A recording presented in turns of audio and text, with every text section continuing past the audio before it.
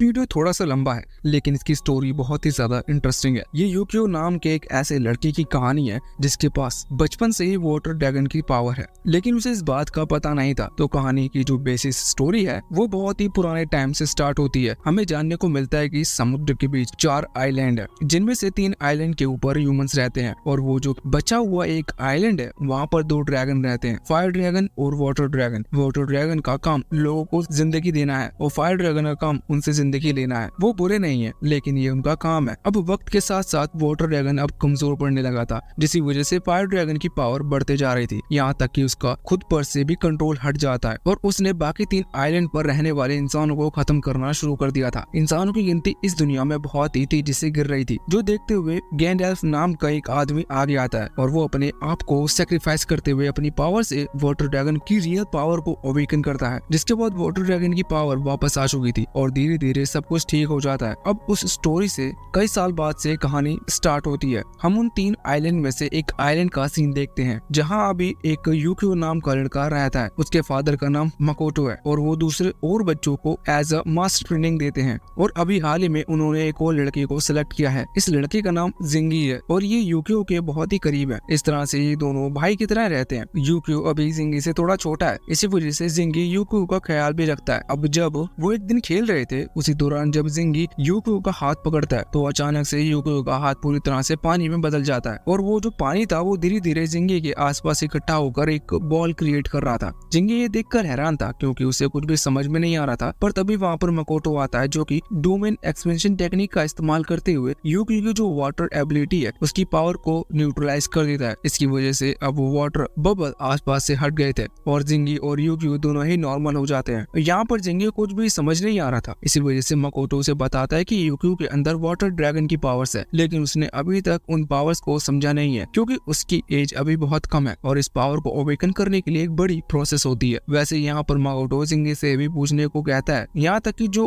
उनके 2 बड़े भाई है जिनका नाम हारू और इबिकू है उन्हें भी ये बात नहीं बतानी है, जिस पर जिंगी हाँ कर देता है। वैसे इसके बाद अब जो वापस लौट रहे थे तब जिंगी मकोटो से पूछता है कि कोयुकी की एज अभी बहुत कम है और उसे देखकर नहीं लगता कि वो सच में एक वाटर ड्रैगन है। तो इस पर मकोटो कहता है कि वो एक अभी छोटा है, जब वो बड़ा हो जाएगा तो उसकी पावर बढ़ना स्टार्ट होगी और वैसे इस तरह से वाटर ड्रैगन नहीं बन सकता क्योंकि उसके लिए मुझे एक स्पिरिचुअल परफॉर्म करना होगा जिसमें मुझे खुद को सेक्रीफाइस करना होगा। लेकिन कोई बात नहीं, इंसानियत को प्रोटेक्ट करने के लिए और सभी की भलाई के लिए मैं ऐसा करने के लिए तैयार हूँ। वैसे वो जिंगी से ये भी कहता है कि उसे हमेशा यूकियो का ख्याल रखना है और उसे प्रोटेक्ट करना है, जिस पर जिंगी भी हाँ करता है और वैसे भी वो यूकियो को अपने भाई की तरह मानता है। अब अगले ही सीन में हम कारू और इबुको को देखते हैं जो कि कुछ मॉन्स्टर लाइक क्रिएचर को खत्म कर अभी वापस घर लौट चुके थे। वो दोनों भी मकोटो की तरह स्ट्रॉन्ग बनना चाहते हैं, इसी वजह से उन्होंने मकोटो को अपना मास्टर चुना है। वो अभी आसपास वो सभी आपस में बहुत घुल मिलकर रहते हैं। इनके रिलेशन भी काफी अच्छे हैं, जैसे कि इनकी जो पूरी फैमिली है, मतलब कि ये 2 भाई फिर यूकियो जिंगी मकोटो इन 5 को इस आइलैंड के मेयर के साथ भी बहुत अच्छी बनती है। साथ ही इनकी जो लैंडलॉर्ड है उनका नाम मोमोको है, उससे भी इनकी अच्छी बनती है और वो भी इनकी फैमिली की तरह ही है। अभी एक दिन हम देखते हैं कि हारू और इबुको मास्टर यानी कि मकोटो को लेकर लड़ रहे थे, तभी मोमोको वहाँ पर आती है और कहती है कि उन्हें इस तरह से यूकियो के सामने नहीं लड़ना चाहिए वरना यूकियो पर इसका गलत इंप्रेशन पड़ेगा। वैसे अगले सीन में वो दोनों ही ट्रेनिंग कर रहे थे, जिस दौरान जिंगी वहाँ पर आता है और उनसे कहता है कि उन्हें थोड़ा रेस्ट भी कर लेना चाहिए, लेकिन इस पर वो दोनों ही रुक जाते हैं। रुक कर कहते हैं कि हमें रेस्ट ना करते हुए तुम्हें भी ट्रेनिंग करना शुरू कर देनी चाहिए जिससे कि तुम भी स्ट्रॉन्ग बन सको। वैसे भी तुम्हारी वाटर पावर बहुत अच्छी है। इस पर जिंगी कहता है कि हाँ ये तो है, लेकिन मैं बहुत स्पेशल हूँ, मुझे ट्रेनिंग करने की जरूरत नहीं है। पर अभी मकोटो वहाँ पर आता है, उसे लात मारते हुए उससे कहता है कि तुम खुद को ज्यादा स्ट्रॉन्ग नहीं समझना चाहिए वरना तुम आगे नहीं बढ़ पाओगे। इस पर जिंगी को थोड़ा बुरा लगता है क्योंकि वो बस पहले ये बात मजाक में ही कह रहा था। अब यहाँ पर हारू अभी उस स्पिरिचुअल की बात करता है जो कि परफॉर्म कर वाटर ड्रैगन के स्पिरिट को जगाया जा सकता है और ऐसा वो खुद के ऊपर करने को कह रहा था, पर यहाँ पर मकोटो से मना कर देता है। वो कहता है कि अभी तुम इसके लिए तैयार नहीं हो, पर वो लोग ये जानते थे कि फायर ड्रैगन अब धीरे धीरे गुस्से में आ रहा है क्योंकि उसे वाटर ड्रैगन की याद आ रही है। इसी वजह से वो फिर से अपने रैम्पेज मोड में आ गया था। साथ ही यहाँ पर मकोटो कह रहा था कि शायद जल्दी फायर ड्रैगन रातमा में बदल जाएगा। रातमा असल में बीस्ट का एक फॉर्म होता है, जिन बीस्ट को हम बाद में देखेंगे। असल में हारू और इबुको यूगियो इस तरह से बीस्टों को खत्म करते हैं। लेकिन अगर फायर ड्रैगन आरात्मा बीस्ट में बदल गया तो उसकी पावर लेवल आरात्मा से भी बहुत ज्यादा होगी। यहाँ पर अभी लोग बात कर रहे थे कि इन्हें उस चौथे आइलैंड को सील करना होगा जहाँ पर वो फायर ड्रैगन रहता है, जिससे फ्यूचर में आने वाले खतरे के लिए पहले से तैयार हो पाएंगे। इस पर मकोटो हाँ करता है। वैसे अभी इबुकी मन में सोच रहा था कि फायर ड्रैगन धीरे धीरे वक्त के साथ भी और ज्यादा स्ट्रॉन्ग बनता जा रहा है। इबुकी के हिसाब से 4-5 लोग मिलकर उसे बिल्कुल भी नहीं रोक सकते, लेकिन यहाँ पर वो अपने मास्टर के खिलाफ कुछ भी नहीं कहता और बस चुप खड़ा रहता है। अब तभी वहाँ पर मकोटो आ गई थी इनके लिए ड्रिंक लेकर। इस वजह से वो इस टॉपिक पर बात करना बंद कर देते हैं। अब यहाँ से जो टाइम है वो थोड़ा जल्दी जल्दी कंटिन्यू होता है। हम देखते हैं कि वो लोग बहुत ज्यादा एंजॉय कर रहे थे क्योंकि वो एक फैमिली की तरह इसी तरह से कई हफ्ते बीत जाते हैं, जिस दौरान हारू और इबुकी की ट्रेनिंग भी बहुत अच्छी चल रही थी। घर का काम भी सही चल रहा था और ये लोग मजे कर रहे थे। पर अचानक से एक दिन बहुत ही खतरनाक अर्थक्वेक आना स्टार्ट हो जाता है। ये अर्थक्वेक वहाँ उस पर पूरे आइलैंड को हिलाकर रख देता है। वैसे आइलैंड अलग है और जिस आइलैंड पर फायर ड्रैगन रहता है वो आइलैंड अलग है, लेकिन फिर भी फायर ड्रैगन की वजह से यहाँ पानी के अंदर जो वेव क्रिएट हो रही थी, इसी वजह से इस आइलैंड को तक अर्थक्वेक का सामना करना पड़ रहा था। और अगर ये ऐसा चलता रहा तो इससे भारी नुकसान भी हो सकता है। इसी वजह से मकोटो फैसला करता है कि वो फायर ड्रैगन को जाकर रोकेगा और उसे शांत करेगा। यहाँ पर वो हारू और इबुकी के घर पर सभी का ख्याल रखने को कहता है और अपनी तलवार और वेपन उठाकर वहाँ से चला जाता है। लेकिन अब उसके जाने के बाद भी अर्थक्वेक आना नहीं रुके थे। कुछ टाइम बीतता है, मतलब कि कुछ घंटे बीत जाते हैं, लेकिन फिर भी अर्थक्वेक नहीं रुकता, जिस वजह से अब और भी ज्यादा प्रॉब्लम क्रिएट हो रही थी। और ये देखते हुए हारू और इबुकी को फैसला करते हैं कि वो चौथे आइलैंड पर जाएंगे जहाँ पर वो फायर ड्रैगन रहता है, उसे शांत करने के लिए। वैसे इन्हें नहीं पता कि मकोटो का प्लान क्या है और वो अभी क्या कर रहे होंगे, लेकिन फिर भी ये अपने मास्टर के बारे में ज्यादा ना सोचते हुए सीधा उस चौथे आइलैंड पर आ जाते हैं। इन्हें जानने को मिलता है कि वो फायर ड्रैगन एक वोल्केनो के अंदर रहता है। उसकी पावर की वजह से वो वोल्केनो हिल रहा है और इस कारण से अर्थक्वेक आ रहा है। वहाँ पर उस ड्रैगन को शांत करने की कोशिश करते हैं, जिसके लिए ये अपनी एनर्जी का यूज कर रहे थे। धीरे धीरे वो वोल्केनो शांत होता जा रहा था, पर अचानक से जब फायर ड्रैगन को गुस्सा आता है तो वोल्केनो इरप्ट होना स्टार्ट हो जाता है और जिस प्रॉब्लम को ये रोकने के लिए आए थे वो और ज्यादा बढ़ जाती है, क्योंकि इससे कई नुकसान भी थे। पहली चीज की इससे फायर ड्रैगन को गुस्सा आ गया था, वो अब अपने रैम्पेज फोर्स में आ गया था। दूसरी तरफ वहाँ अर्थक्वेक की मात्रा और ज्यादा बढ़ने लगी थी। साथ ही अब वोल्केनो और एयरक्राफ्ट होते देख सभी आइलैंड वाले डर रहे थे। इसी वजह से वो लोग आइलैंड को लीव करने का फैसला करते हैं। उसी दौरान हम यूकियो और जिंगी को देखते हैं। जिंगी अभी किसी तरह से यूकियो को बचाना चाहता था, इसी वजह से वो चाहता था कि वो यूकियो को इस आइलैंड से बाहर निकाले। अब वापस से हम यहाँ उस चौथे आइलैंड पर आते हैं जहाँ पर हम देखते हैं कि हारू और इबुकी अभी उस ड्रैगन से फाइट कर रहे थे, लेकिन अब वो ड्रैगन रैम्पेज मोड में है और उसकी पावर के सामने ये दोनों नहीं टिक पाते, जिस वजह से वो ड्रैगन बड़े ही आराम से इन्हें नीचे फेंकते जा रहा था। यहाँ पर इन दोनों की हालत खराब हो चुकी थी और अब इन्होंने मान भी लिया था कि ये लोग यहाँ से जिंदा बचकर नहीं जा सकते। वो ड्रैगन भी अभी गुस्से से फिर से इनके ऊपर हमला करने वाला था, लेकिन इतने में ही मकोटो वहाँ पर आ जाता है और वो सिचुएशन को कुछ देर तक संभाल लेता है। यहाँ वो हारू और इबुकी से इस आइलैंड को छोड़कर जाने को कहता है, क्योंकि अब उसे ये फायर ड्रैगन को शांत करना होगा। अब वैसे तो वो दोनों वहाँ से नहीं जाने वाले थे, लेकिन मकोटो उनसे कहता है कि ये लाइफ एंड डेथ की सिचुएशन है। अगर उन्होंने यहाँ पर बचपना दिखाया तो इससे बाकी आइलैंड के लोग मारे जाएंगे। अब यहाँ पर हारू और इबुकी दोनों ही मकोटो की बात माननी पड़ती है और वहाँ से जाना पड़ता है। कुछ देर बाद फायर ड्रैगन शांत होता है और जब वे वापस से वोल्केनो के पास आते हैं तो इन्हें यहाँ पर मकोटो की डेड बॉडी मिलती है। अगले सीन में ये लोग अभी फ्यूनरल में थे जहाँ पर मकोटो को शांति मिलने की बात की जा रही थी और अभी सभी उसकी बहादुरी के लिए उसकी तारीफ कर रहे थे। वो दुखी भी थे, मगर तभी वहाँ पर एक वकील आता है जो कि मकोटो की वसीयत लेकर आया था। अब हमें तो पता है कि यूकियो है वो असल में मकोटो का बेटा है। तो यहाँ पर जो वकील पेपर लेकर आया था उनमें लिखा हुआ था कि मकोटो ये चाहता था कि यूकियो टाउन में जाकर, मतलब कि बड़े हाईटेक सिटी में जाकर पढ़े। अब सुनकर मोमोको और बाकी सभी लोग हैरान थे। उन्हें समझ में नहीं आ रहा था कि मकोटो ऐसा क्यों चाहता था, पर अब जब ऐसा लिखा जा चुका है इसी वजह से उन्हें इस पर हाँ करनी पड़ती है। अगले सीन में हम देखते हैं कि वो वकील वहाँ एक शिप में यूकियो को लेकर जा रहा था। जिंगी अभी उस आइलैंड पर से देख रहा था, लेकिन उसे भी समझ में नहीं आया था कि आखिर उससे मास्टर चाहते क्या थे। पर वो ये बात जानता था कि यूकियो असल में एक वाटर ड्रैगन है, जिस वजह से मास्टर ने यानी कि मकोटो ने जो भी कुछ किया वो सब बहुत सोच समझ कर किया होगा। वैसे एक बात और, मकोटो ने यूकियो को सिर्फ इतने टाइम के लिए मेन आइलैंड यानी कि बाहर सिटी की तरफ भेजा है, जब तक कि वो 15 साल का नहीं हो जाता। जैसे वो 15 साल का होगा वो वापस इस आइलैंड पर लौट आएगा। अब तब तक ये यहाँ पर जिंगी सोच रहा था कि वो क्या करे, लेकिन तब उसे याद आता है कि मकोटो एक स्पिरिचुअल के बारे में बात कर रहा था, जिससे कि यूकियो अपने रियल यानी कि वाटर ड्रैगन की फॉर्म में वापस आ सकता है। और अब जब मकोटो नहीं रहा तो इसका मतलब वो स्पिरिचुअल किसी और को परफॉर्म करना होगा। वो ये भी बताता है कि वो ये बात किसी को बता बता नहीं सकता। इसी वजह से वो स्पेशल को खुद सीखने का डिसाइड करता है। इसके बाद अब वो मकोटो के रूम में आ गया था, जहाँ पर आकर उसे बहुत सारी पुरानी किताबें मिलती है। वो धीरे धीरे उन सभी किताबों को पढ़ता है, जिसके बाद उसे उनमें से कई सारी जानकारी मिल गई थी। उसे बात भी जानने को मिलती है कि बहुत टाइम पहले एक लेजेंडरी हर्मिट जिसका नाम था गैंडल्फ, उसने खुद को सैक्रिफाइस करते हुए वाटर ड्रैगन को बचाया था और वही सेम रिचुअल की बात मकोटो कर रहा था। उस रिचुअल के दौरान जो आदमी उस रिचुअल को परफॉर्म करता है उसकी जान चली जाती है, क्योंकि उसे खुद को सैक्रिफाइस करना होता है। ये सुनकर जिंगी बहुत ज्यादा डर गया था। वैसे भी उसकी एज कम है, इसी वजह से ये बात उसके सर के ऊपर से जा रही थी, लेकिन उसे अपने मास्टर पर भरोसा है। इसी वजह से वो उन किताबों को पढ़ रहा था। उसे कई सारी ऐसी किताबें मिलती हैं जो कि खुद मकोटो ने लिखी थी, जिनके अंदर उन स्पिरिचुअल के बारे में थोड़ा आसान भाषा में लिखा हुआ था। पर जब जिंगी उसे पढ़ता है तो उसे लगता नहीं कि सच में उसे पॉसिबल है,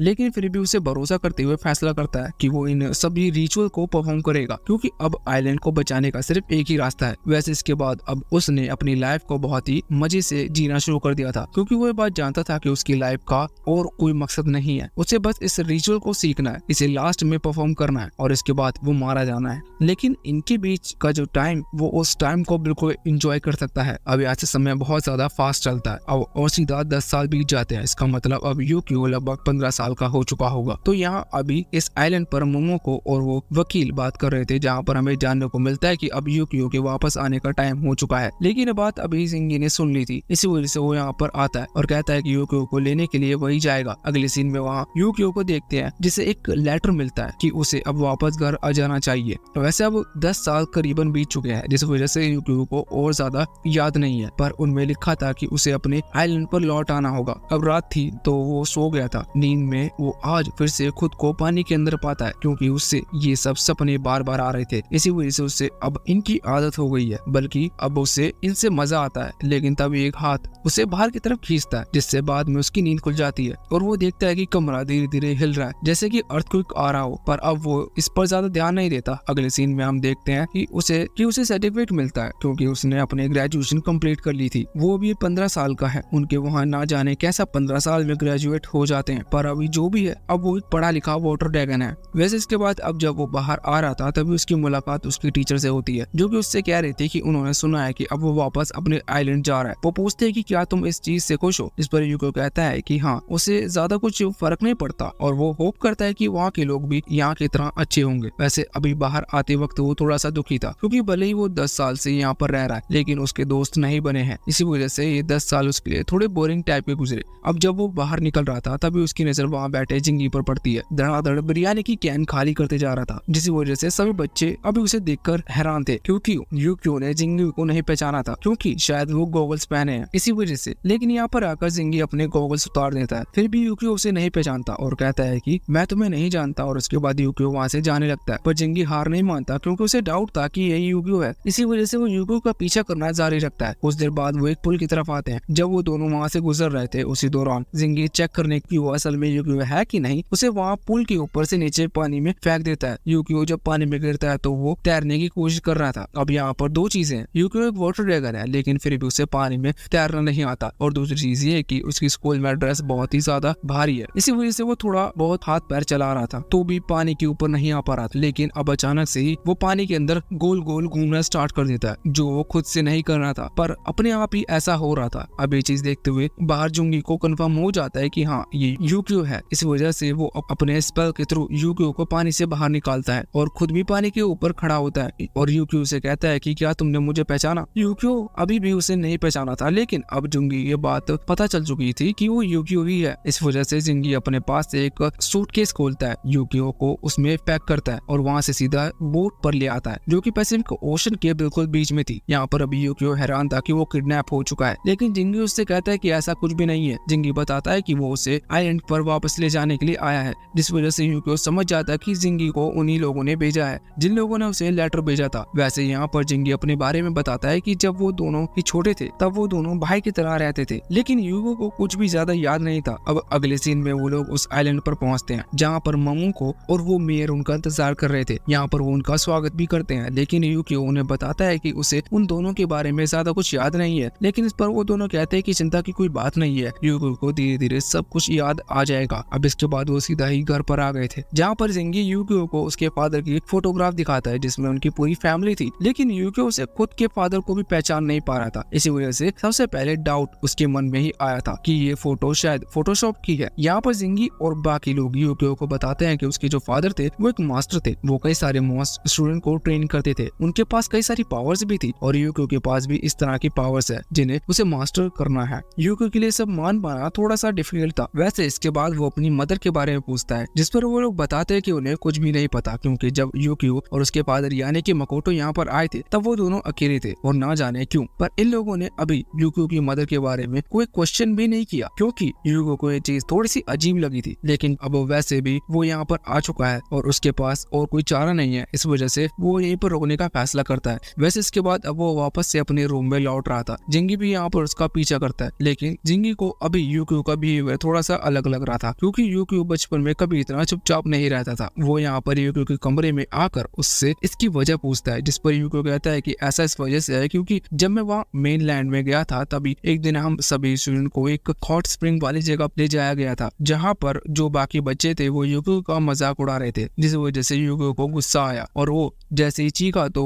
वो जो पानी था वो अपने आप ही हवा में उड़कर उन बच्चों को उठा लेता है। जो बच्चा यूकियो का मजाक उड़ा रहा था, पर ऐसा एक ही बार नहीं हुआ, ऐसा हर बार होता था जब भी यूकियो को गुस्सा आता और वो कोई भी इसे चिढ़ाता। इसी वजह से जब भी यूकियो को गुस्सा आए किसी के चिढ़ाने पर, इसी वजह से किसी को चोट ना लगे, इसलिए यूकियो ने खुद को बाकी लोगों से दूर रखा। इसी वजह से अब उससे ज्यादा इमोशंस फील नहीं होते। वैसे इसके बाद जब यूकियो पीछे मुड़कर देखता है तो वो नोटिस करता है कि जिंगी उसकी बात पर ज्यादा ध्यान नहीं दे रहा था, बल्कि वो भी फोन में हमारे चैनल की दूसरी एक्सप्लेनेशन वीडियो देख रहा है। वैसे इस वीडियो का लिंक हमने कमेंट सेक्शन में दे दिया है। वैसे अब यूकियो थोड़ा सा बोर हो रहा था, इसी वजह से वो तुरंत ही वहाँ से बाहर की तरफ आ जाता है और उस आइलैंड पर घूमने लगता है। रास्ते में उसकी मुलाकात आरात्मा नाम के उसी क्रीचर से होती है, जो कि अभी बहुत ही ज्यादा अजीब बिहेव कर रहा था। यहाँ पर जब यूकियो आया था तब उसने आरात्मा बीस्ट को देखा था, लेकिन अब वो थोड़ा क्यूट था। ये भी क्यूट है पर ये अलग बिहेव कर रहा है। अब अचानक से ये आरात्मा वहाँ पानी में गिर जाता है, जिसके बाद पानी में एक ब्लास्ट होता है और उसके अंदर से एक मास्क की तरह फिश टाइप की चीज बाहर आकर निकलती है, जो कि बहुत ही बड़ी अजीब लग रही थी। अब वो जो भी चीज थी यहाँ पर यूकियो पर हमला करने वाली थी, लेकिन उससे पहले हमला करने से ही जिंगी वहाँ पर आता है और यूकियो को बचाकर वहाँ से उड़ाकर ले जाता है। रास्ते में वो यूकियो को बताता है कि इनको आरात्मा कहते हैं और ये लोगों के इमोशंस के हिसाब से बिहेव करते हैं।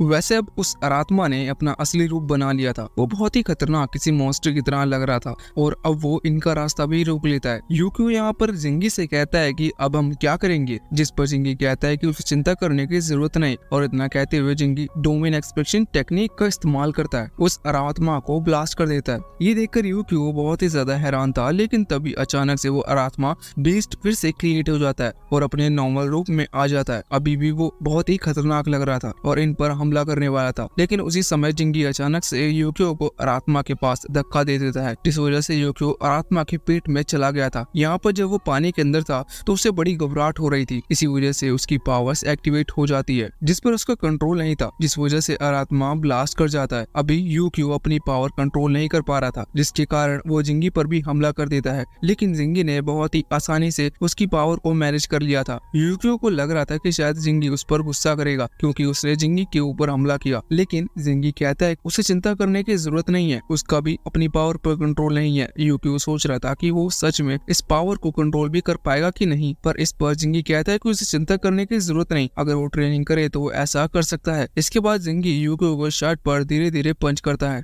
जिस वजह से यूकियो को याद आता है कि जब वो छोटा था तब भी जिंगी सेम ही ऐसा करता था। दूसरी तरफ हम देखते हैं कि अभी वो आरात्मा जो कि यूकियो ने डिस्ट्रॉय कर दिया था वो ली एनर्जी में कन्वर्ट हो जाता है और उसके बाद वहाँ पर छोटे छोटे आरात्मा बीस्ट में कन्वर्ट हो जाता है। अगले दिन हम देखते हैं कि यूकियो बैठकर प्रैक्टिस कर रहा था, तभी वहाँ पर जिंगी आता है। यूकियो जिंगी से कहता है कि मुझे नहीं लगता कि मैं कुछ कर पाऊंगा, क्योंकि मुझे तो कुछ समझ में नहीं आ रहा कि मैं बैठे बैठे क्या कर रहा हूँ। इस पर जिंगी कहता है कि तुम्हें कुछ नहीं करना है, बस तुम्हें ली एनर्जी पर ध्यान लगाना है। यूकियो को कुछ भी नहीं पता था कि आखिर ये ली एनर्जी होती क्या है। अब इसके बाद जिंगी उसे समझाता है कि एक विटल एनर्जी होती है जो कि जमीन के अंदर फ्लो करती है। बड़े लेवल के मास्टर इसका यूज करते हैं अपनी पावर को सर्कुलेट करने के लिए और साथ ही साथ इस तरह के आत्मा बेस्ड और कुछ पावरफुल क्रिएचर से लड़ने के लिए। अगर यूकियो इस एनर्जी को समझ लेता है और इसे कंट्रोल करना सीख जाता है तो भी आत्मा बेस्ड से इजिली लड़ सकता है। अब यूकियो को ज्यादा कुछ समझ तो नहीं आया था, पर फिर भी वो प्रैक्टिस करना शुरू कर देता है। अगले सीन में हम देखते हैं कि अभी जिंगी को जानने को मिलता है कि लोगों ने एक अरात्मा बीस्ट को देखा है जो कि खतरनाक है।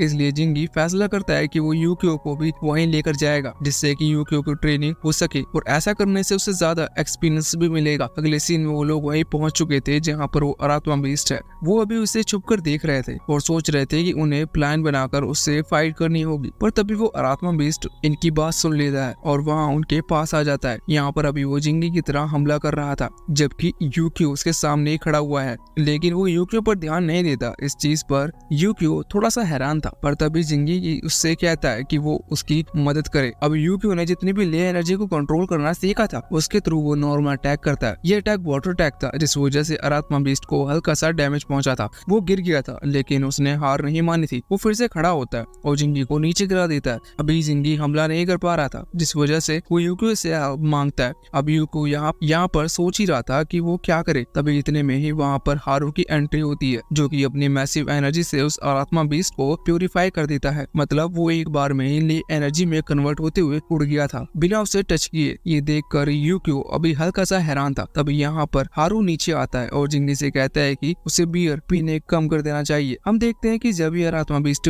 प्योर हो गया था तो उसकी जो वाटर बॉडी थी उसके अंदर से बहुत सारी बियर की कैन निकलती है। क्या पता शायद वो इसलिए जिंगी के पीछे पड़ा हुआ था। वैसे अब यहाँ पर हारू यूकियो को भी देखता है। वो उसे पहचान गया था, इसी वजह से वो उसे गोदी में उठा लेता है। वैसे यूकियो उसे नहीं पहचाना था कि ये लड़का कौन है। अभी जिंगी हारू से कहता है कि यूकियो डर रहा है इसलिए उसे नीचे उतार देना चाहिए। अभी हारू जानता था कि यूकियो ने उसे नहीं पहचाना, इस वजह से वो बताता है कि वो यूकियो के फादर का स्टूडेंट हुआ करता था। अब इसके बाद वो लोग घर पर आ गए थे जहाँ मोमोको उनके लिए खाना बनाती है। वो लोग देखते हैं कि यूकियो को बचपन में मोमोको के हाथ का खाना बहुत ज्यादा पसंद था। वैसे यूकियो की ये चीज याद करने की कोशिश करता है लेकिन उसे कुछ भी याद नहीं आता। अब यूकियो यहाँ पर हारू की तारीफ करने लगा था क्योंकि उसने बहुत ही कम टाइम में सिर्फ अपनी एनर्जी को यूज करते हुए उस अरात्मा बीस्ट को ले एनर्जी में कन्वर्ट करते हुए प्यूरिफाई कर दिया। अब यहाँ पर हारू बताता है कि वो ले मास्टरी कर रहा है जिसका मेन मोटिव यही होता है कि वो ले एनर्जी के थ्रू अरात्मा बीस्ट को प्यूरिफाई करे। वो बताता है कि अरात्मा बीस्ट उनके दोस्त भी नहीं है क्योंकि वो लोग पर हमला करते हैं और उनके दुश्मन भी नहीं है क्योंकि वो ऐसा जानबूझकर नहीं करते, इसलिए वो उन्हें मारते नहीं बल्कि उन्हें प्यूरिफाई कर देते हैं जिससे फिर से उसके बाद वो नॉर्मल छोटे अरात्मा में बदल जाते हैं और उसे किसी से लड़ते नहीं है। क्योंकि यूकियो को ये चीज बड़ी पसंद आई थी। अगले सीन में हम देखते हैं कि जिंगी अभी यूकियो को उस आइलैंड से सीधा फर्स्ट आइलैंड पर लेकर आया था। यूकियो देखता है कि ये जो फर्स्ट आइलैंड है ये बहुत ही ज्यादा डेवलप्ड है क्योंकि यहाँ पर म्यूजिशियन, खाने के स्टॉल वगैरह सब चीज है। वो दोनों अभी एक वाटर ट्रेन में बैठे हुए थे। यूकियो ये चीज देखकर बहुत ही इम्प्रेस था क्योंकि आज तक उसने पानी पर चलने वाली ट्रेन कभी नहीं देखी थी। अब जब वो वहाँ मेन टाउन की तरफ पहुंचते हैं तो जिंगी अभी उसे अलग अलग चीजों के बारे में बता रहा था जो कि यूकियो ध्यान से सुन रहा था, लेकिन भीड़ के चलते जिंगी किसी और रास्ते पर चला जाता है और यूकियो किसी और। अभी यूकियो को पता नहीं था कि जिंगी गुम हो गया है, इस वजह से वो तो बस आगे बढ़ता जा रहा था। रास्ते में जब वो किसी चीज के बारे में पूछने को होता है तभी वो देखता है कि जिंगी उसके साथ नहीं है। वो इस आइलैंड पर लगभग 10 साल बाद आया है, इसी वजह से उसे कुछ भी याद नहीं, इसलिए जिंगी को ढूंढना मुश्किल था। तभी सामने वो लोगों के चिल्लाने की आवाज सुनता है। वहाँ हम देखते हैं कि क्लाउन अभी हैरान था क्योंकि उसकी जो बॉल टाइप की चीज थी वो हवा में उड़ रही थी। वो बॉल अचानक से एक अरात्मा बीस्ट में कन्वर्ट हो जाती है जो देखकर सभी डर जाते हैं। अभी वो अरात्मा यहाँ उस क्लोन के ऊपर हमला करने वाला था लेकिन इतने में ही यूकियो आगे आते हुए उसे बचा लेता है। यूकियो जानता था कि आइलैंड पर कोई भी ऐसा नहीं है जो कि अरात्मा बीस्ट से लड़ पाए, लेकिन अब उसे उससे फाइट करनी होगी। वो फाइट करने के लिए तैयार था, पर तभी हम देखते हैं कि वहाँ पर एक लड़का आता है और गोली चलाते हुए उस आत्मा बीस्ट को खत्म कर देता है। यूकियो ये देखकर शॉक था। यूकियो पीछे मुड़ता है तो हम देखते हैं कि असल में वो लड़का और कोई नहीं बल्कि इबुकी है। यहाँ इबुकी भी यूकियो को पहचान गया था, इसी वजह से वो कहता है कि मैं तुमसे मिलकर बहुत ज्यादा खुश हूँ। अभी यूकियो उसे नहीं पहचाना था लेकिन बाद में साथ चलते वक्त इबुकी से बताता है कि वो भी उसके फादर का एक पुराना स्टूडेंट है। वो ये भी कह रहा था कि उसने लोगों से यूकियो के बारे में सुना है। वो सभी कह रहे थे कि यूकियो अपने फादर से बिल्कुल अलग है। यूकियो को ये चीज ज्यादा समझ में नहीं आती। यूकियो अभी ये सोच रहा था कि हारू का जो तरीका है आत्मा को प्यूरिफाई करने का वो अलग है और इबुकी का तरीका अलग है। वैसे इसके बाद अब वो उस बिल्डिंग में पहुंच चुका था जहाँ इबुकी रहता है और काम करता है। अभी यहाँ वो यूकियो को भी अंदर आने को कहता है। जब यूकियो वहाँ पर आता है तो वो जिंगी को देखता है जिसे देखकर वो हैरान था। यहाँ पर एक बार भी है। अभी पहले तो यूकियो जिंगी से कहता है कि आखिर वो बीच आइलैंड पर उसे छोड़कर क्यों गया, जिस पर जिंगी ज्यादा कुछ नहीं बताता। अब यहाँ जब वो बैठे हुए थे तभी यूकियो इबुकी से हारू के बारे में बात करता है। वो कहता है कि हारू आत्मा बीस्ट को प्योरीफाई करता है और तुम सीधा बंदूक निकाल कर उसे खत्म कर देते हो, जिस पर इबुकी कहता है कि हाँ, ये दोनों तरीके अलग है आत्मा बीस्ट को रोकने के लिए। अगर हम उसे सच में ले एनर्जी की मदद से प्योरीफाई करें तो वो ले एनर्जी के साथ मिल जाएगा और ये थोड़ा पीसफुल तरीका भी लगता है। लेकिन इस पर इबुकी कहता है कि हाँ, लेकिन इससे वो कुछ सालों बाद वापस से बुरा बनकर हम पर हमला भी कर सकता है। और वैसे भी यहाँ आइलैंड पर कई सारे टूरिस्ट आते हैं, वो आत्मा बेस्ड जैसी चीजों को देखकर डर जाते हैं, इसलिए मैं उनकी जान बचाने के लिए इन आत्मा बेस्ड को परमानेंटली खत्म कर देता हूँ, जिससे वो कभी लौट कर ही ना आए। लेकिन अभी यूकियो को कोई तरीका सही नहीं लग रहा था। यूकियो के हिसाब से हारू का तरीका ज्यादा अच्छा है, लेकिन अब इबुकी को अपना ही तरीका ज्यादा सही लगता है। अब तभी वहाँ पर एक लड़की आती है जो कि असल में इबुकी की स्टूडेंट है। वो आकर बताती है कि उन्हें असली आत्मा की बॉडी मिल चुकी है। ये सुनकर यूकियो हैरान था। वो कहता है कि हमने उस आत्मा को भी वहीं पर खत्म कर दिया था। तो इस पर इबुकी बताता है कि नहीं, वो असली आत्मा नहीं था, असली आत्मा कहीं और है और वो अपनी पावर से इन छोटे छोटे आत्मास को कंट्रोल करते हुए बीस्ट में कन्वर्ट कर रहा है। अब इसके बाद इबुकी वहाँ से जाने लगा था, लेकिन वो यूकियो से कहकर जाता है कि उसे जब भी यहाँ पर आने हो वो आ सकता है। अब उसके जाने के बाद यूकियो और जिंगी दोनों ही आइलैंड में जाने लगे थे। रास्ते में यूकियो इबुकी की कंपनी के बारे में पूछता है, जिस पर जिंगी कहता है कि वो लोग टूरिस्ट की प्रोटेक्शन के लिए इस तरह से आत्मा बीस्ट को खत्म करने का काम करते हैं। यूकियो पूछता है कि तुम्हें इबुकी का काम पसंद है या नहीं, जिस पर जिंगी कहता है कि हाँ, वो सही कर रहा है। लेकिन यूकियो ने आंसर एक्सेप्ट नहीं किया था। यूकियो के हिसाब से हारू का तरीका ज्यादा अच्छा है क्योंकि वो आत्मा बीस्ट को प्योरीफाई कर देता है। लेकिन इस पर जिंगी कहता है कि हाँ, उसका तरीका अच्छा है, लेकिन आत्मा बीस्ट हमें नॉर्मल ट्रीट नहीं करते। अगर हमारी फाइट हो रही है और हम उसे प्योरीफाई करने का सोचे तो ऐसा नहीं है कि वो भी हमें प्योरीफाई करेंगे, वो हमें जान से मारेंगे। और प्योरीफाई करने का मतलब है कि कुछ टाइम में आत्मा बीस्ट फिर से आ सकते हैं। यहाँ इस आइलैंड पर टूरिज्म बहुत ही ज्यादा है, जिस वजह से जो बाहर के लोग आते हैं उनके एनर्जी की वजह से अक्सर आत्मा बीस्ट जाग जाते हैं और ऐसा लगभग रोज ही होता है, जिस वजह से ये कंपनी बनाई है। और जिंगी के हिसाब से इबुकी जो भी कर रहा है वो सही है। अभी यहाँ पर इबुकी पूछता है कि हारू का इबुकी की इस टेक्निक पर क्या कहना है। तो इस पर जिंगी कहता है कि नहीं, दोनों को एक दूसरे के टेक्निक से कोई फर्क नहीं पड़ता। साथ ही यहाँ पर जिंगी यूकियो को मना कर रहा था कि वो हारू से इबुकी के बारे में और इबुकी से हारू के बारे में ज्यादा कुछ बातें ना करे। यूकियो थोड़ा सा हैरान था। वो कहता है कि ऐसा क्यों, जबकि वो दोनों ही उसके फादर के स्टूडेंट है और लगभग भाई की तरह है। लेकिन इस पर जिंगी कोई ज्यादा साफ जवाब नहीं देता। अब वो आगे बढ़ने लगे थे तभी यूकियो नोटिस करता है कि वो कुछ वहाँ इबुकी की बिल्डिंग में भूल गए।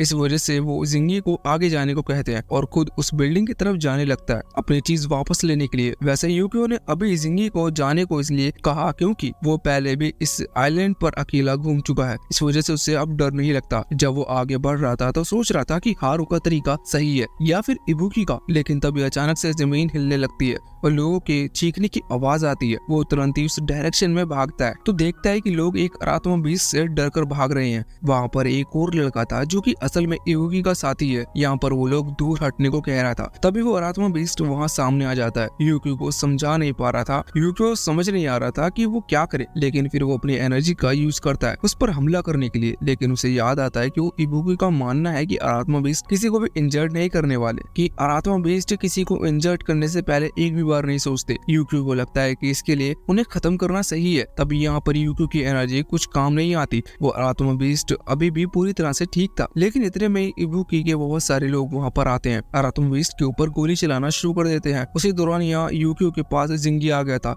जो कि उसे वहाँ से चलने को कहता है क्योंकि आत्मा बीस्ट बहुत पावरफुल है। और साथ ही जिंगी ये भी कह रहा था कि अगर ये लोग गोलियों से इसे ना मार पाए तो इनका आगे का प्लान क्या होगा। लेकिन इतने में इबुकी और उसके वो स्टूडेंट्स वहाँ पर आती है। इबुकी यहाँ पर गोलियों को रुकवाता है और अपनी पावर का इस्तेमाल करना शुरू कर देता है, जिसमें हम देखते हैं कि अचानक से उसकी बॉडी हल्की हल्की चेंज होने लगी थी और उसका एक हाथ पूरी तरह से बदल गया था। यहाँ पर जिंगी यूकियो को बताता है कि इबुकी भी अभी इस आत्मा बीस्ट की एनर्जी को एब्जॉर्ब करने की कोशिश कर रहा है, जिससे कि वो उसकी एनर्जी का यूज कर सके उसी को हराने के लिए। अभी यहाँ पर हम देखते हैं कि इबुकी का एक हाथ पूरी तरह से बदलने के बाद उसके हाथ पर एक आंख बनी हुई आती है, जिसके बाद अब वो आत्मा उसकी तरफ हमला कर रहा था। तभी इबुकी यहाँ पर आत्मा को पकड़ते हुए उसको प्रोटेक्ट करने लगता है। इस वजह से वो आरात्मा मारा जाता है। इबुकी ने अभी आरात्मा की आंख निकाल ली थी, जिसे चिपकाते हुए वो उसके ब्लड को कंज्यूम करता है और डिक्लेयर करता है कि वो अपने पुराने मास्टर और बाकी सभी से स्ट्रॉन्ग बनेगा। यहाँ तक कि वो कहता है कि वो एक ड्रैगन से भी स्ट्रॉन्ग बनकर दिखाएगा। अभी यहाँ पर यूकियो ये सब देखने के बाद बहुत ही ज्यादा हैरान था, लेकिन बाद में उसे ये भी जानने को मिलता है कि इस प्रोसेस के बाद इबुकी को बहुत ही ज्यादा पेन सहन करना पड़ता है, क्योंकि उसमें उसकी बहुत ज्यादा एनर्जी लगती है और वैसे एक आत्मा बीस्ट की एनर्जी को कंज्यूम करने के बाद उसे रिफाइन करना बहुत ही ज्यादा टफ है।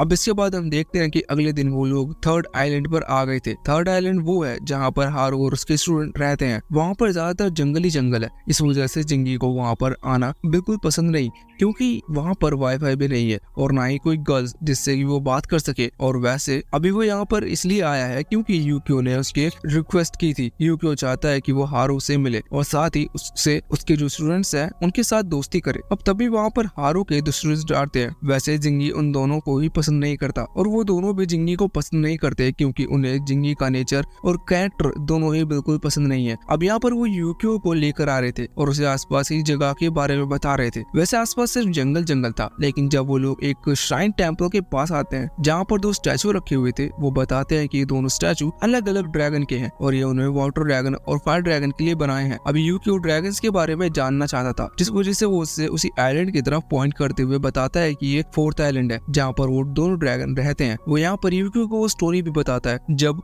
फायर ड्रैगन को गुस्सा आया था और उसने हमला किया था। वो पूरी स्टोरी बताते हुए भी बताता है कि यूकियो के फादर ने इस चीज के लिए अपनी जान दी थी। अभी यूकियो को याद आता है कि इबुकी कह रहा था कि वो ड्रैगन से भी ज्यादा स्ट्रॉन्ग बनेगा। यूकियो समझ जाता है कि तब वो फायर ड्रैगन की ही बात कर रहा था, मगर यूकियो को भी कुछ याद नहीं। यूकियो सोचता है कि उसे कुछ तो याद होना चाहिए था। अगर सच में इधर इतनी बड़ी तबाही हुई थी और जब वो यही था तो कुछ तो मेमोरी होगी जो उसने देखी हो। लेकिन जब वो सोचने की कोशिश करता है तब उसे सिर्फ पानी ही दिखता है। अब यहाँ वो आगे बढ़ने वाला था, तभी वो देखता है कि अभी जिंगी हारू के उन दोनों स्टूडेंट से कह रहा था कि यहाँ पर कहीं भी बियर नहीं मिलती क्या। साथ ही वो यहाँ पर उनसे साथ चलने को भी कहता है और ड्रिंक करने को कहता है। उसी समय वहाँ पर हारू आ गया था, जिसे जानने को मिलता है कि यूकियो अभी उसी से मिलने के लिए आया है, इसलिए वो यूकियो को अपने घर लेकर आता है। जहाँ पर जब वो बैठे थे तो हारू पूछता है कि आखिर तुम मुझसे क्या बात करना चाहते हो। यूकियो कहता है कि अभी वो कुछ ही टाइम पहले फर्स्ट आइलैंड पर गया था जहाँ वो इबुकी से मिला। वैसे तो हारू इबुकी के बारे में कोई बात नहीं करना चाहता था, लेकिन फिर भी अब यूकियो कह रहा है तो वो सुनता है। यूकियो कहता है कि उसने देखा कि इबुकी इस तरह से एक आत्मा को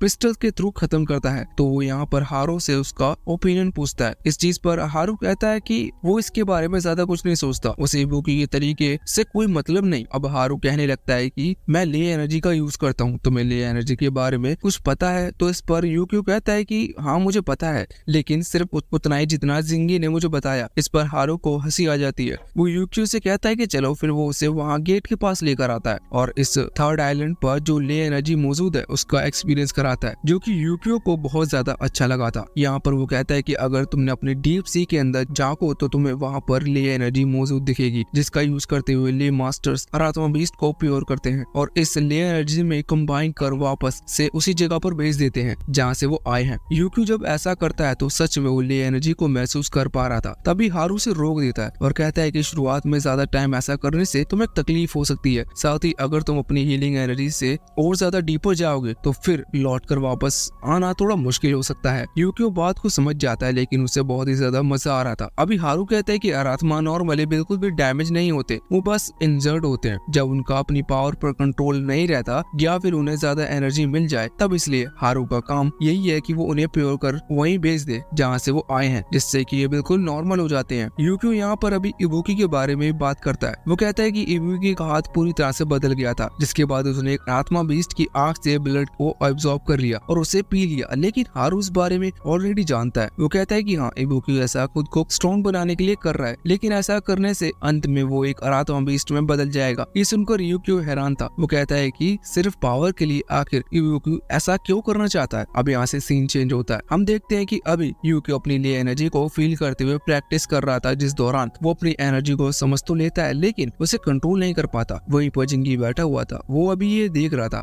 यहाँ पर यूकियो किसी तरह से लिए एनर्जी को कंट्रोल करने की कोशिश करता है, पर उसी दौरान एक हल्का सा अर्थक्वेक आता है, जिस वजह से यूकियो वहाँ नीचे गिर जाता है। अब अगले दिन फिर से एक हल्के से अर्थक्वेक आते हैं, जिसके बाद जिंगी यूकियो से कहता है कि हमें चलना चाहिए। वो यूकियो को उसके फादर के ग्रेव के पास लेकर आता है जहाँ पर अभी जिंगी अल्कोहल पीते हुए मकोटो यानी कि यूकियो के फादर को रिस्पेक्ट दे रहा था और प्रे कर रहा था। यूकियो को समझ नहीं आता कि आखिर वो ऐसा कर क्यों रहा है। तभी वहाँ पर 3 लोग और आते हैं और वो भी यहाँ पर मकोटो को रिस्पेक्ट देने और प्रे करने के लिए आए थे। अब यूकियो पूछता है कि आखिर वो लोग ऐसा करते क्यों है। तो यहाँ पर वो तीनों जिंगी से कहते हैं कि वो यूकियो की पूरी स्टोरी बताएं। अब जिंगी बताता है कि आज से 10 साल पहले ही एक बहुत खतरनाक अर्थक्वेक आया था। ये अर्थक्वेक फायर ड्रैगन के गुस्से की वजह से आया था। उसका गुस्सा इतना खतरनाक था कि शायद जो बाकी के 3 आइलैंड हैं या समुद्र, ये समुद्र में जाकर मिल जाते हैं। लेकिन अभी 10 साल से ये आइलैंड नॉर्मली इसके लिए खड़े हुए हैं क्योंकि यूकियो के फादर मकोटो ने अपनी जान को सैक्रिफाइस करते हुए इन सभी की जान बचाई। इसलिए वो यहाँ पर आकर प्रे करते हैं कि मकोटो हमेशा उनके आइलैंड को प्रोटेक्ट करे। अब इसके बाद यूकियो भी वहाँ पर अपने फादर की ग्रेव के सामने हाथ जोड़कर बैठ गया था। तभी कुछ देर बाद वो इब्रा को देखता है। इब्रा वही लड़की है जो कि असल में इब्रा की इवोकी की स्टूडेंट है। वो भी यहाँ पर अपने पेरेंट्स की ग्रेव पर आई थी। अभी जब वो जा रही थी तो जिंगी उसे ड्रिंक के लिए इनवाइट करता है, लेकिन इब्रा ज्यादा ध्यान नहीं देती और वहाँ से चली जाती है। अभी जब यूकियो इब्रा के पेरेंट्स की ग्रेव की तरफ आता है तो वो देखता है कि वहाँ पर इब्रा की चेन रखी हुई है, जिस वजह से वो फैसला करता है कि उन्हें ये इब्रा को वापस करनी होगी। अगले सीन में वो लोग फर्स्ट आइलैंड पर आ चुके थे जहाँ यूकियो पहले तो जिंगी से माफी मांगता है कि वो उसे जबरदस्ती यहाँ पर लेकर आया, लेकिन जिंगी कहता है कि कोई बात नहीं क्योंकि उसे फर्स्ट आइलैंड पसंद है। इसके बाद अब जब वो वहाँ उस बिल्डिंग में पहुंचते हैं जहाँ पर इवोकी काम करता है तो उन्हें इवोकी मिलता है। इवोकी अभी कहीं जा रहा था, इसी वजह से वो यूकियो से कहता है कि वो थोड़ा देख कर रहे। यूकियो को ये चीज समझ में नहीं आती, लेकिन अब वो वहाँ से आगे बढ़ जाते हैं और यहाँ पर आकर उसी लड़की से मिलते हैं जिन्हें उन्होंने उसे अरात्मा वाले इंसिडेंट पर देखा था। इस लड़के का नाम मकीटो है। ये इनका वेलकम करता है। यहाँ पर यूकियो और जिंगी उससे कहता है कि उनके पास इब्रा की वो की चेन है, इसलिए वो उसे ये की चेन लौटा दे। लेकिन इस पर मकीटो कहता है कि वो खुद ही वो की चेन उसे क्यों नहीं दे देते। इसके बाद मकोटो इब्रा को वहाँ पर बुलाता है। अब यूकियो उसे वो की चेन दे देता है, लेकिन वो उससे कुछ बात करने ही वाला था, लेकिन तभी एक अर्थक्वेक आता है। वो समझ गए थे कि जरूर आइलैंड पर कोई अरात्मा बीस्ट आया है, लेकिन तभी जिंगी कहता है कि ये फायर अरात्मा है। ये सुनकर इब्रा तुरंत ही वहाँ से भाग जाती है उस अरात्मा बीस्ट को खत्म करने के लिए। वैसे हमें भी बताया जाता है कि असल में इब्रा भी फायर अरात्मा सुनकर इसलिए गुस्सा हो गई थी क्योंकि उसके पेरेंट्स की जान फायर अरात्मा की वजह से ही गई थी। अभी यहाँ पर जिंगी और यूकियो डिसाइड करते हैं कि वो जाकर उसकी मदद करेंगे और दूसरी तरफ मकीटो ये बात इवोकी को बताएगा जिससे कि वो ये सिचुएशन वहाँ तक पहुँचा सके। अब दूसरी तरफ हम इवोकी को देखते हैं जो कि अभी किसी से बात कर रहा था कि आइलैंड पर पिछले इंसिडेंट से एक बहुत ही बड़ा डेंजर होते होते बच गया, लेकिन आगे भी ऐसा हो सकता है, इसलिए उन्हें इवैक्यूएशन के लिए तैयार रहना चाहिए क्योंकि इवोकी के हिसाब से जल्दी आइलैंड पर कोई बड़ा खतरा अपीयर होगा। अभी यहाँ पर तभी इवोकी को एक कॉल आता है जो कि मकीटो का था। वो बताता है कि सिटी में एक फायर अरात्मा अपीयर हुआ है, जिसके बाद अब इवोकी तुरंत ही वहाँ से निकल गया था उस जगह पर पहुँचने के लिए। अगले सीन में हम यूकियो और जिंगी को देखते हैं जो कि अभी इब्रा का पीछा कर रहे थे, लेकिन रास्ते में उन्हें कुछ घर दिखते हैं जिनमें से आग लगी हुई थी जहाँ पर वो लोग अभी बीच में फंसे हुए थे। इस वजह से यहाँ पर जिंगी उन लोगों को बचाने का डिसाइड करता है और यूकियो से कहता है कि वो आगे जाकर इब्रा को रोके। अब यूकियो आगे बढ़ रहा था, दूसरी तरफ हम इब्रा को देखते हैं जो कि उस फायर अरात्मा के पास पहुंच चुकी थी।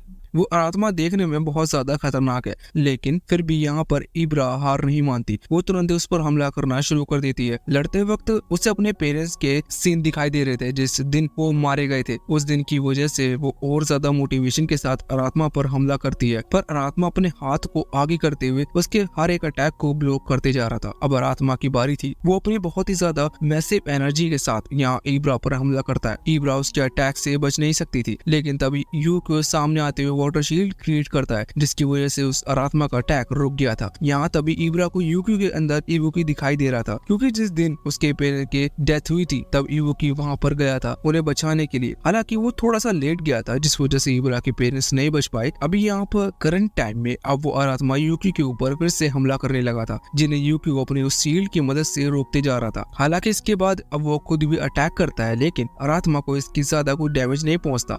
ये देखते हुए यूकी अभी इब्रा से कह रहा था कि उसे यहाँ से चलना चाहिए, लेकिन अब तभी वहाँ पर हारू कि वो दोनों स्टूडेंट आते हैं। अभी इसी दौरान अरात्मा ने फिर से बहुत ही पावरफुल हमला यहाँ उनकी तरफ कर दिया था। यूकी की शील्ड सामने थी जिस वजह से उसका अटैक रुक जाता है, मगर हम देखते हैं कि यूकी उसके अटैक को रोक नहीं पा रहा था बल्कि मैनिपुलेट करते हुए अगला डायरेक्शन में भेज रहा था, जिससे यूकी को और ज्यादा एनर्जी नहीं लगानी पड़ रही थी। पर यूकी जानता था कि वो इतनी आसानी से नहीं हरा सकता, इस वजह से वो इन तीनों से कहता है कि वो यहाँ से भाग जाएं। पर इस जिस पर इब्रा मना करती है और कहती है कि अगर वो लोग यहाँ से भागते हैं तो ऐसे में ये आरात्मा उनका पीछा करेगा और फिर से ये टाउन के बीच आ जाएगा, जिससे कि वो बाकी लोग जो यहाँ पर घूमने के लिए आए हैं उनकी जान को खतरा हो सकता है। उसके बाद बिल्कुल सही थी। अब इसके बाद यहाँ पर इब्रा ने जंप करते हुए उस आरात्मा पर हमला करना शुरू कर दिया था। उसके पास लाइटनिंग पावर्स है, जिस वजह से आरात्मा को अच्छा खासा डैमेज आ रहा था। अभी वो लाइटनिंग पावर थोड़ी कम है, जहाँ पर वो यूक्यो से कहता है कि वो सेम टाइम पर उसकी मदद करे, जिसके बाद यूक्यो अपनी वाटर पावर का इस्तेमाल करता है। वो आरात्मा फायर टाइप है, इस वजह से वाटर टाइप उस पर ज्यादा असर पड़ता है और उसकी बॉडी पर जो फ्लेम्स थी वो बुझ जाती हैं, लेकिन ऐसा ज्यादा देर तक नहीं होता। वापस से वो फ्लेम्स अपीयर होती हैं जब अब यहाँ पर यूक्यो और इब्रा दोनों मिलकर हमला कर रहे थे, जिसके बाद यूक्यो हारू ने उन दोनों स्टूडेंट से हेल्प करने को कहा था। वो अभी यहाँ पर हमला करना शुरू कर देते हैं। उनमें से एक के पास विंड मैजिक की पावर है। अभी ये सब मिलकर हमला कर रहे थे, जिस वजह से उस आत्मा को थोड़ी प्रॉब्लम हो रही थी कि वो किस पर हमला करे। और कुछ ही देर में अब फाइनली ये लोग उसे प्योरीफाई कर देते हैं, मतलब कि हरा देते हैं। अब वो लोग सेलिब्रेट कर ही रहे थे कि उसी दौरान वहां पर 3 बड़े बड़े स्टोन आकर गिरते हैं। ये फायर स्टोन थे जो कि अब सीधा ही फायर आत्मा में इन्वॉल्व हो जाते हैं। हमें जानने को मिलता है कि ये 4th आइलैंड से आए हैं, जहाँ पर वो ड्रैगन्स रहते हैं। अब यहाँ पर ये सभी समझ गए थे कि ये इनका मुकाबला नहीं कर सकते। इब्रा कहती है कि मैं अकेले यहाँ पर रुकती हूँ, तुम लोग भागो और किसी को बुला कर लाओ। किसी को मतलब इबुक्यू को, हारो को या फिर किसी और को। अब लेकिन ये लोग भागे इससे पहले ही अचानक से एक आरात्मा इनके आसपास फायर बैरियर क्रिएट कर देता है, जिसका मतलब ये लोग यहाँ से भाग नहीं सकते। इसी वजह से अब इन्हें लड़ना होगा। यूक्यो समझ गया था कि अब कुछ नहीं किया जा सकता। वो अपनी डीप एनर्जी को महसूस करना शुरू करता है। उसकी आंखें ग्लो कर रही थी और अब उसकी पूरी पावर यहाँ अनलीश होने वाली थी। उसी दौरान वहाँ पर हारू और इबुक्यू आ जाते हैं। यहाँ पर हारू एक आत्मा को आते ही प्योरीफाई कर देता है और दूसरी तरफ इबुकी ने अपने एक ही आत्मा को पिस्टल से खत्म कर दिया था। दूसरी आत्मा पे ये दोनों मिलकर हमला करते हैं और उसे भी नीचे गिरा देते हैं। जिसके बाद जब इबुकी उस आत्मा की आंख को निकालते हुए उसके ब्लड को पीने वाला था, तभी हारू उसे प्योरीफाई कर देता है। अब इस चीज पर यहाँ इबुकी को गुस्सा ही आ रहा था कि आखिर तुमने ऐसा क्यों किया, जिस पर हारू कहता है कि तुम ही सोचो, अगर मास्टर यानी कि मकोटो यहाँ पर होते तो क्या वो ये चीज देखकर खुश होते कि तुम ब्लैक मैजिक का इस्तेमाल कर रहे हो। इस पर इबुकी कहता है कि मुझे इस चीज से कोई फर्क नहीं पड़ता, क्योंकि मास्टर इसलिए मारे गए क्योंकि हम लोग तब कमजोर थे। अगर हम तब ताकतवर होते तो वो मारे नहीं जाते। अब तभी हम देखते हैं कि वो आत्मा फिर से खड़ा हो गया था। ये दूसरा आत्मा था, ये यहाँ पर इनके ऊपर हमला करने वाला था, लेकिन तभी हारू अपने विंड मैजिक से उसके कुछ पार्ट्स को डिस्ट्रॉय कर देता है। अब यहाँ पर उस आत्मा बीस्ट की जो आंखें थी वो नीचे गिर गई थी। अभी इबुकी उसे लेकर उसके ब्लड को कंज्यूम करने वाला था, पर तभी हारू उसे रोक देता है। अब वो दोनों में लड़ाई शुरू हो गई थी, जिस दौरान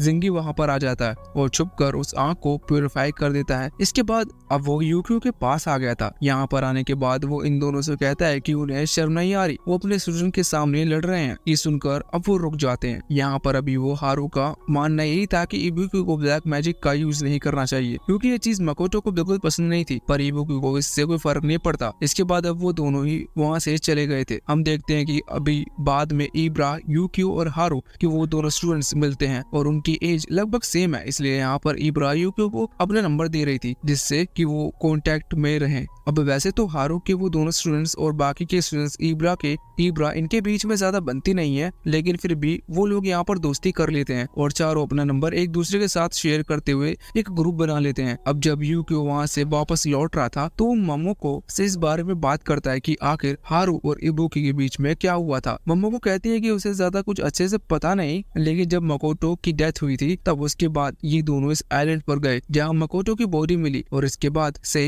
इबुकी ने डिसाइड किया कि वो मकोटो की सिखाई हुई चीजों को छोड़कर अपनी एक अलग जर्नी चुनेगा, जिससे कि वो और ज्यादा स्ट्रॉन्ग बन सके और फायर ड्रैगन को अगली बार आने पर रोक सके। लेकिन कुछ टाइम बाद इबुकी फिर से लौट आया था, पर उसने अपने पाथ बदल दिया था, जिस वजह से हारू और इबुकी के बीच में आपस में कभी नहीं बनी और नॉर्मल सिचुएशन सब सामने है। इसके बाद अब हम देखते हैं कि अभी जिंगी बैठा हुआ था और दूसरी तरफ अगले रूम में यूक्यो सो रहा था। तब यूक्यो को वैसा ही ड्रीम आता है जो कि वहाँ से स्कूल में आया करता था। अभी वो पानी के अंदर था, वैसे इस तरह का ड्रीम उसे बहुत ही दिनों बाद आया है, इसलिए वो थोड़ा सा हैरान था। अभी पानी के अंदर नॉर्मली वो रहता है और इसके बाद उसे होश आ जाता है, लेकिन आज उसे कोई मिस्टीरियस एनर्जी अपनी तरफ खींच रही थी, जिस वजह से वो हड़बड़ा जाता है और पानी से ऊपर आने की कोशिश करता है, पर वो ऐसा नहीं कर पाता। तभी हम उस मिस्टीरियस एनर्जी को देखते हैं जहाँ पर एक आंख अपीयर होती है जो कि एक आत्मा की थी। यूक्यो उसे देखकर डर गया था, लेकिन तभी वहाँ पर जिंगी आ जाता है और उसे जगाता है। जिंगी पूछता है कि क्या हुआ, जिस पर यूक्यो कहता है कि कुछ नहीं,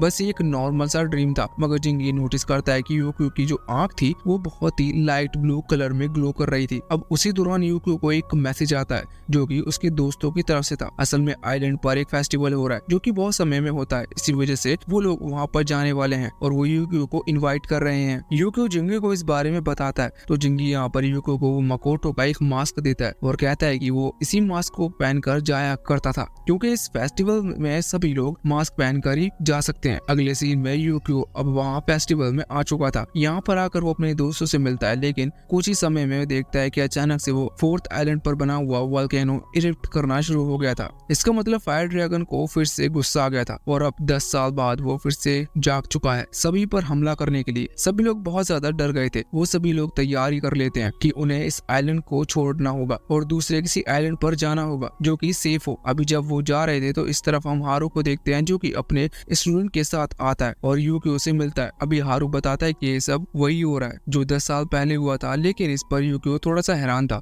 वो पूछता है कि जब उसके फादर ने सेक्रीफाइस करते हुए सभी को बचा लिया था तो ये सब फिर से क्यों हो रहा है। इस पर हारू बताता है कि आज से 15 साल पहले जब फायर ड्रैगन सो रहा था और वाटर ड्रैगन कमजोर पड़ गया था, तब यूक्यो के फादर यानी कि मकोटो ने फायर ड्रैगन की ली एनर्जी को एक पर्सन के अंदर इंजेक्ट कर दिया था और हारू के हिसाब से वो पर्सन और कोई नहीं बल्कि यूक्यो ही है। यूक्यो को इस पर यकीन नहीं होता। वैसे हारू कह रहा था कि अभी उसे पूरी तरह से तो कॉन्फिडेंट नहीं है, लेकिन फिर वो अपने हाथ आगे करता है। यूक्यो से अपने हाथ पर हाथ रखने को कहता है। जब यूक्यो ऐसा करता है तो हारू अभी यूक्यो की जो ले एनर्जी है उसे महसूस कर पा रहा था। उसे पता चलता है कि ये एनर्जी कितनी ज्यादा मैसिव है और इससे वो समझ जाता है कि यूक्यो ही असल में वाटर ड्रैगन है। लेकिन अभी तक यूक्यो ने अपनी पूरी पावर को अवेकन नहीं किया, इसका मतलब अभी वो कुछ नहीं कर सकता। हारू कहता है कि देखो तुम्हारे पास दो रास्ते हैं, पहले तो ये कि तुम बहुत ही ज्यादा हार्ड ट्रेनिंग करो और कुछ सालों बाद खुद को इतना ज्यादा स्ट्रॉन्ग बना लो कि फिर तुम वापस से वाटर ड्रैगन में ट्रांसफॉर्म हो सको, और दूसरा रास्ता ये कि हम एक रिचुअल परफॉर्म करें जिससे कि तुम्हारी जो बॉडी है वो ले एनर्जी में कन्वर्ट होकर वो वाटर ड्रैगन को समन कर देगी। लेकिन यहाँ पर हारू का वो पहला रास्ता यानी कि ट्रेनिंग वाला रास्ता ज्यादा सही लगता है, इसलिए वो कहता है कि तुम्हें ट्रेनिंग करनी होगी। यूक्यो इसके लिए पूरी तरह से तैयार था। वैसे अभी उस फायर ड्रैगन को रोकने के लिए हारू को सीधा वहीं पर जाना होगा, इसलिए वो अपने स्टूडेंट से कहता है कि वो लोग जिंगी के साथ और यूक्यो के साथ यहाँ से सीधा मेन लैंड जहाँ पर यूक्यो पढ़ाई के लिए गया था वहाँ पर जाए और अपने साथ मोमोको को भी लेके जाए। अब वो बहुत ही ज्यादा उदास थे। वो कहते हैं कि हमें भी आपके साथ जाना है, लेकिन इस पर हारू उन्हें मना कर देता है। अगले सीन में हम देखते हैं कि हारू वहाँ फायर ड्रैगन के पास पहुंच चुका था जहाँ अभी फायर ड्रैगन की पूरी तरह से अवेक नहीं हुआ था, इसलिए हारू तुरंत अपनी पावर से वहाँ उस वोल्केनो के ऊपर एक बैरियर क्रिएट करने लगा था। हालांकि ये सब करने में उसे खुद को सेक्रीफाइस करना पड़ेगा मकोटो की तरह। तब यहाँ पर इबुकी आ जाता है और कहता है कि ऐसा मैं करूंगा। अब वो दोनों में इस चीज पर बहस हो रही थी कि आखिर उन दोनों में से सेक्रीफाइस कौन करेगा, लेकिन इतने में ही फायर ड्रैगन जाग जाता है और बाहर आ जाता है। अभी देखते हुए यहाँ पर इबुकी ने तुरंत ही अपने हाथ को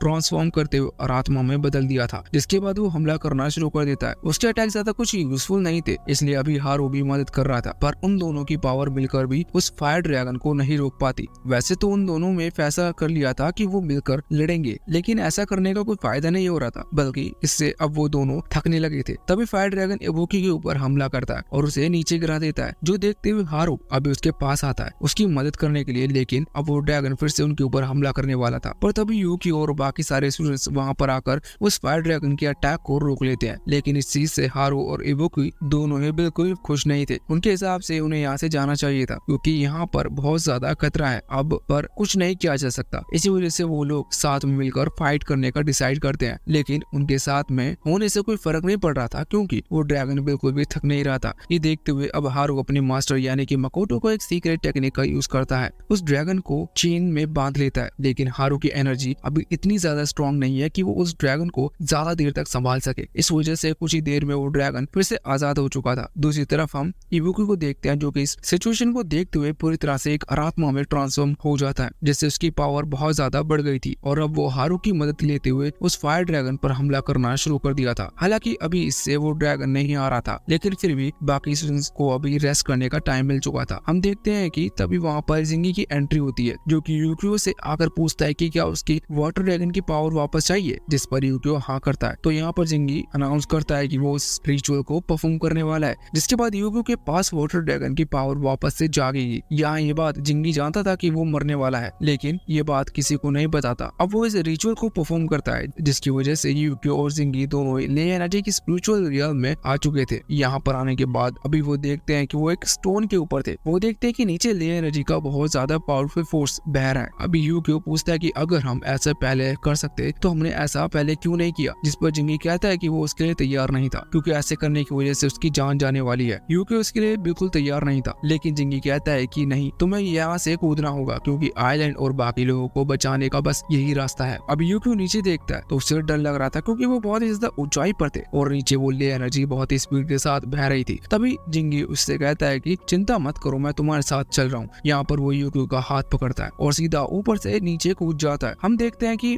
अब वो पानी में जा रहे थे, जहाँ पर जाने के बाद उन्हें सामने वो वाटर ड्रैगन सोया हुआ मिलता है। यहाँ पर यूक्यो की बॉडी जैसे ही वाटर ड्रैगन के पास आती है, यूक्यो उसके साथ कनेक्ट हो जाता है, जिसकी वजह से अभी यूक्यो को अपने बचपन की वो सारी मेमोरीज दिखाई दे रही थी, जिसमें वो अपने फादर यानी कि मकोटो को देख पा रहा था। इसी वजह से जब वो नॉर्मल वर्ल्ड में आता है तो वो देखता है कि जिंगी की लाइफ लेस बॉडी नीचे पड़ी है। इसके बाद यहाँ पर यूक्यो बहुत ही ज्यादा खतरनाक तरीके से वाटर वेव जनरेट करता है और अपने रियल वाटर ड्रैगन के रूप में आ जाता है। यहाँ पर अभी जो पानी फैल रहा था उसे देखते हुए बाकी सभी वहाँ से दूर हट जाते हैं और अब उन्हें सामने वाटर ड्रैगन और फायर ड्रैगन दोनों ही लड़ाई देखने को मिलती है। ये लड़ाई जीत के लिए नहीं थी, बल्कि वाटर ड्रैगन के ना होने की वजह से ये फायर ड्रैगन गुस्से में है। इसी वजह से यूक्यो अभी उसे शांत करने के लिए कोशिश कर रहा था। जब वो किसी तरह से उस फायर ड्रैगन को रोक लेता है, तब वो उससे कहता है कि अब उसे गुस्सा करने की जरूरत नहीं, क्योंकि अब मैं आ चुका हूँ। ये सुनकर फायर ड्रैगन धीरे धीरे अब शांत होने लगा था। इसके बाद वो लोग वापस से कनेक्ट हो जाते हैं और ये लड़ाई यहीं पर रुक जाती है। जो ले एनर्जी थी उसका जो फोर्स था वो भी न्यूट्रल हो चुका था, जो देखकर सभी हैरान थे और फाइनली अब वो शांति से सांस ले सकते थे। जब यूक्यो वापस से अपनी नॉर्मल बॉडी में आता है तो वो सीधा यहाँ जिंगी के पास आता है, लेकिन जिंगी जब जिंदा नहीं था, जो देखकर यूक्यो को एक बहुत ही ज्यादा बड़ा झटका लगता है। अगले सीन में हम अभी जिंगी का फ्यूनरल चल रहा था और यूक्यो अपने कमरे में था।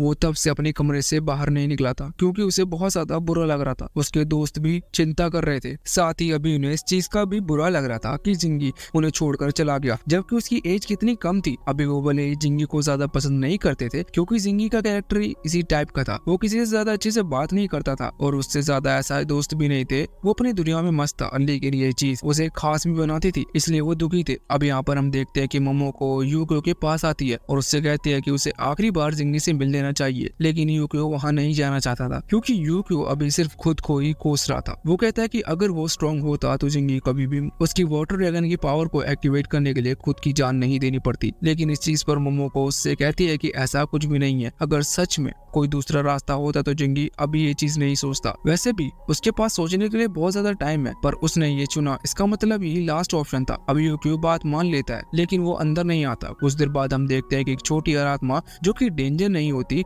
वो वहाँ से उड़ते हुए सीधा उसी कमरे में जा रही थी जहाँ पर जिंगी है। यूक्यो उस आत्मा के पीछे आता है। यहाँ अभी वो मेयर से मिलता है। मेयर अभी बहुत ही ज्यादा उदास थे। वो यहाँ पर यूक्यो से कहते हैं कि तुमने पूरे आइलैंड को बचा लिया, लेकिन मैं तुमसे माफी मांगना चाहता हूँ, क्योंकि इस चीज में तुमने अपने एक और फैमिली मेंबर की जान गंवा दी। यूक्यो उनकी बातों को समझ रहा था, लेकिन इसमें उनकी कोई गलती नहीं है। अब इसके बाद मेयर वहाँ से चले जाते हैं, जिससे कि यूक्यो अकेले में जिंगी के साथ बात कर सके। यूक्यो बैठ जाता है। अभी वो बहुत ही ज्यादा उदास था, लेकिन उसे गुस्सा भी उतना ही ज्यादा आ रहा। जिंगी की कॉलर पकड़ते हुए वो कहता है कि उसे उठना होगा। वो ऐसा यूक्यो के ऊपर कर्स डालकर नहीं मर सकता। अभी जब वो ऐसा कर रहा था, तभी अचानक से वो अपने आप को ले एनर्जी रियल में पाता है, जहाँ वो देखता है कि बहुत ही ज्यादा ले एनर्जी फ्लो हो रही थी और उसी के बीच में एक बड़ा सा गोल्डन पूल लगा हुआ है। उस पूल के पास ही उसी पकड़े हुए जिंगी खड़ा हुआ था। जिंगी यहाँ पर यूक्यो को मदद के लिए बुला रहा था। यूक्यो को उसकी बात समझ में नहीं आती और यूक्यो को तो ये भी समझ में नहीं आ रहा था कि जिंगी यहाँ पर क्या कर रहा है। हालांकि अब जब तक उसे समझ में आता तब तक जिंगी वहाँ से ले एनर्जी के पूल में गिर चुका था और उसके भाव के साथ बहने लगा था। अब इतनी ज्यादा ले एनर्जी में उसे ढूंढ पाना नामुमकिन है।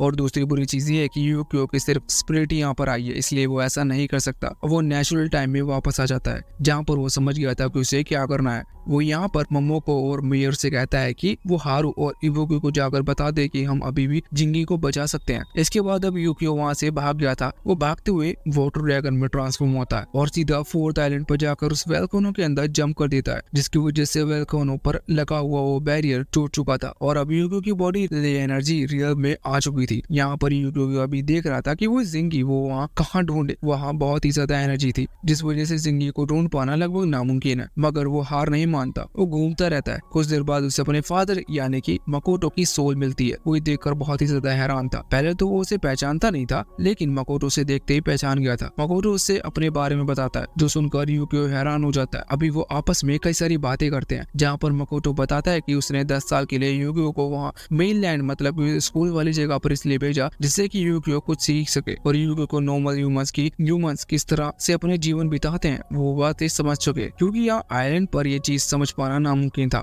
अब कुछ देर तक ऐसे ही बात करने के बाद यूकियो यहाँ पर जिंगी के बारे में बताता है और कहता है कि वो यहाँ पर जिंगी को ढूंढने के लिए आया है, क्या उसमें मकोटो मदद कर सकता है। जिस पर मकोटो कहता है कि बिल्कुल, जब जिंगी की सोल यहाँ पर आई थी तभी उसने एक फॉर्मेशन टाइप टेक्निक का यूज कर उसकी सोल पर कुछ पार्टिकल्स लगा दिए थे, जिनसे मकोटो को पता चल सके कि आखिर जिंगी कहाँ पर है। अब इसके बाद वो दोनों ही वहाँ से निकल पड़े थे जिंगी को ढूंढने के लिए। अभी रास्ते में यूकियो को तकलीफ हो रही थी, लेकिन मकोटो को बिल्कुल तकलीफ नहीं हो रही थी, क्योंकि वो 10 साल से यहाँ पर रह रहा है, जिस वजह से उसे यहाँ के इस रियल में आसपास जाना बहुत ज्यादा आसान लगता है। वैसे एक और बात कि जिंगी यहाँ पर रह तो रहा है, वो ले एनर्जी में बदला नहीं, लेकिन 10 साल से मकोटो लिया एनर्जी में इसलिए नहीं बदला क्योंकि वो फायर ड्रैगन को रोकना चाहता था। इस वजह से उसने खुद को लिया एनर्जी में कन्वर्ट नहीं होने दिया। अब यहाँ पर वो दोनों जब आगे बढ़ रहे थे तभी दूसरी तरफ हम वहाँ बाहर इबुकी को देखते हैं। बाकी सब ये चीज समझ चुके थे कि यूकियो वाटर ड्रैगन बनकर आइलैंड की तरफ निकल गया, इसलिए अभी लोग भी सीधा उसी डायरेक्शन में निकल जाते हैं। वहाँ वो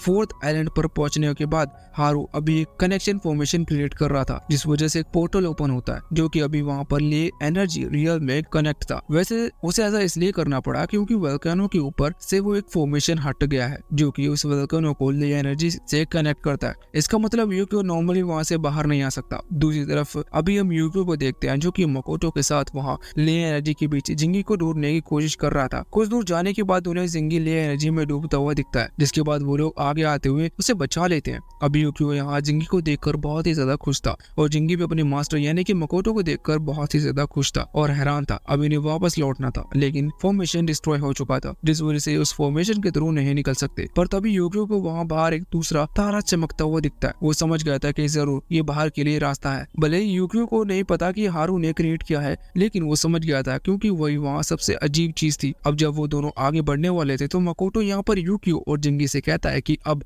तुम दोनों को ही फायर ड्रैगन को संभालना है, मेरा काम अब यहीं पर पूरा होता है। और इसके बाद वो उन दोनों को ही बाय करते हुए ले एनर्जी में कंबाइन हो जाता है और ये दोनों वहाँ से निकल पड़े थे सीधा उसी पोर्टल की तरफ। जब ये वहाँ एक पोर्टल तक पहुंच गए थे तभी इवोगी वहाँ से अपने हाथ को और आत्मा में कन्वर्ट करते हुए आगे बढ़ाता है, जिससे कि वो यूकियो और जिंगी को बाहर निकाल सके। लेकिन यूकियो का हाथ फिसल जाता है और वो पीछे की तरफ गिर जाता है, जिस वजह से वो एक अचानक से दूसरे डायमेंशन में पहुंच चुका था जहाँ पर फायर ड्रैगन की सोल मौजूद थी। यहाँ पर वो सोल नहीं चाहते थे कि यूकियो फिर से उसे छोड़कर जाए, लेकिन यूकियो उसे समझाता है कि अब वो वाटर ड्रैगन के साथ साथ एक ह्यूमन भी है, जिस वजह से उसने अपनी लाइफ एक ह्यूमन की तरह भी कंटिन्यू रखनी होगी। वो फायर ड्रैगन को समझाता है कि वो जल्दी वापस लौट कर आएगा, जिस पर फायर ड्रैगन मान जाता है और यूकियो को जाने को कहता है। अभी यूकियो वापस से वहाँ ले एनर्जी रियल में आ चुका था, जहाँ फिर से वो एक बार इबू के हाथ आगे बढ़ाते हुए और ये लोग हाथ पकड़ लेते हैं और बाहर आ जाते हैं। अभी यूकियो बाहर आता है तो वो देखता है कि जिंगी उसके साथ नहीं है, क्योंकि असल में वो जिंगी की सोल थी, इसलिए वो जिंगी की बॉडी में जा चुकी थी। यहाँ पर यूकियो तो खुश था, पर वहाँ जिंगी की बॉडी में उसकी सोल आती है और जब वो उठता है तो ये देखकर मोमोको और मेयर दोनों ही बहुत ज्यादा हैरान हो जाते हैं। अब जिंगी उठते हुए सबसे पहले यही कहता है कि उसे बियर पीनी है, उसे बियर दी जाए।